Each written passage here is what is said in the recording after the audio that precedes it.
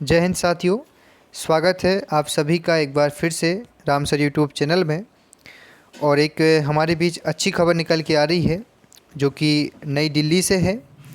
यहाँ पर आप देख रहे हैं कि खुशखबरी टीईटी की जो वैधता रहेगी वो जीवन भर के लिए मान्य होगी, ऐसा हमारी केंद्र सरकार कह रही है। तो आपको पता होगा कि जो हम एग्ज़ाम देते हैं टीईटी अर्थात पात्रता परीक्षा, एग्ज़ाम से लेकर ज्वाइनिंग के बीच का जो समय होता है उसमें अलग अलग राज्यों ने अलग अलग एक सीमा तय की गई है। अब यहाँ पर जो केंद्र सरकार है वो यह तय करेगी कि एक बार एग्ज़ाम क्वालिफाई करने के बाद कब तक आप उसके लिए वैलिडेट रहेंगे, इसकी बात यहाँ पर की गई है। तो पहले खबर देख लेते हैं साथियों, क्या खबर है।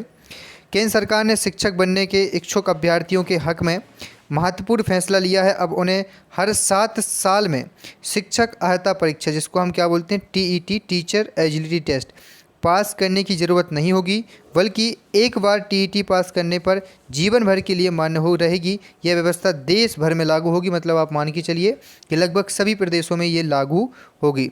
National counselling for teacher education अर्थात एनसीटीआई के चेयरमैन विजीत जोशी ने कहा है कि टीईटी को अब जीवन भर के लिए मान्य कर दिया गया है। अभी तक यह 7 साल के लिए मान्य होती थी। हाल में काउंसलिंग, हम कह सकते हैं दोस्तों, काउंसलिंग बैठक में यह निर्णय लिया गया है कि नई व्यवस्था आगे आयोजित होने वाली टीईटी परीक्षाओं के लिए लागू होगी। मतलब आगामी भर्ती, मान के चलिए 2020 हमारी जो वर्ग 3 की भर्ती है, इसको लेकर हम बात कर सकते हैं।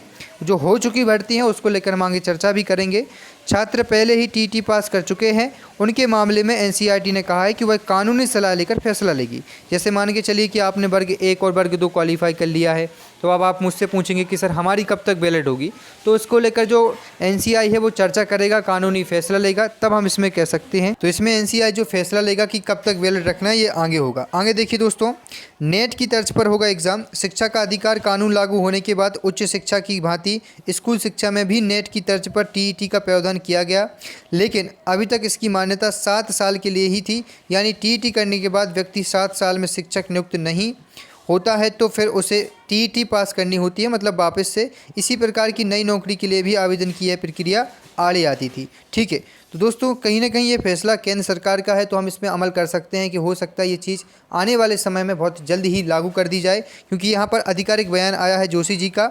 7 साल के बाद दोबारा बैठना पड़ता है परीक्षा में। तो मौजूदा व्यवस्था के तहत 7 वर्ष के बाद अभ्यर्थियों को दोबारा टीईटी पास करना पड़ता है।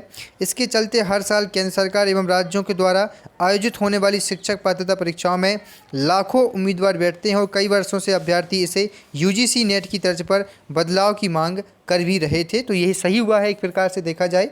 केंद्र सरकार साल में 2 बार आयोजित करती है परीक्षा। केंद्र सरकार अर्थात टीईटी जो होता है ना, सीटेट का, यानी